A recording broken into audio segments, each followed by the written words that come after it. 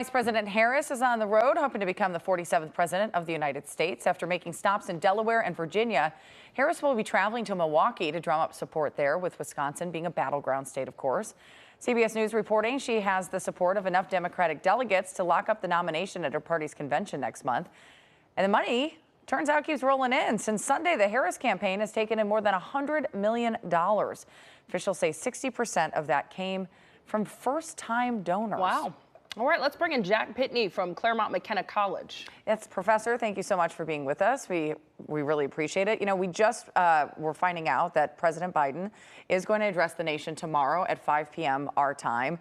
This transition between the former president and Harris seems to be going pretty smoothly, many comparing this level of enthusiasm maybe to 2008 when Barack Obama ran. How can the vice president build on this energy? Because the task ahead is monumental, and we do know that the former president, Donald Trump, also likes to be in the spotlight. So how does she kind of find her way here?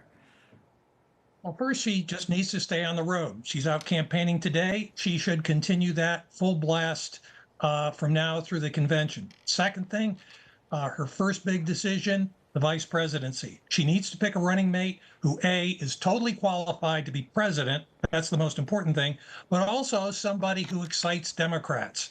There are a lot of good names out there, and she has really good choices, any one of whom would make the Democrats even more motivated to work for her in November.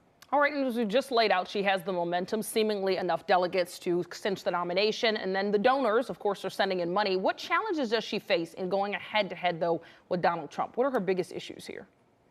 Two things. One, the nation is just polarized. This is not going to be a blowout election on either side. It's pretty close to a 50-50 country.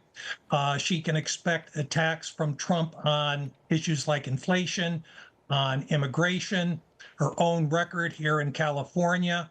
So her staff has to do what is called a vulnerability study, opposition research on oneself, and anticipate the issues that are going to come up. Well, that's, you know, President Biden, as we were just talking about, is going to address the nation tomorrow. Is there something he can say? Does what he says matter at this point? The most important thing he can do is reassure the country that he's fully capable of serving as president through January.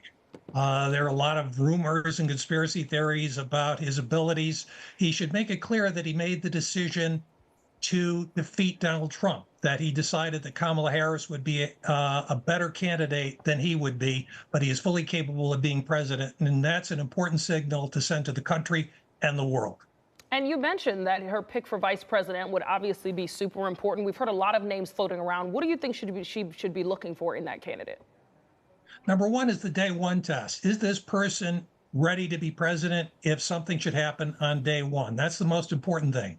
But also there are issues of regional balance. Can this person appeal to voters outside her base? Could this person bring in an additional state? That's why there's a lot of attention to Mark Kelly of Arizona, a very tightly contested state, Josh Shapiro of Pennsylvania, another very, very important state, Gretchen Whitmer of Michigan, which would be an interesting choice, be the first all-female candidate, first all-female ticket. That would be very interesting. She has gone to say, though, that she's not leaving Michigan. So at this point, you know, it looks like some of those other candidates may be in the front running. Well, we'll see what happens. If she asks Whitmer, if Kamala Harris says, I need you to win this election, the governor might rethink her position. Okay. Yeah, we never know what's going to happen here. Jack Pitney, professor at Claremont McKenna College, thank you so much for joining us. Thank you.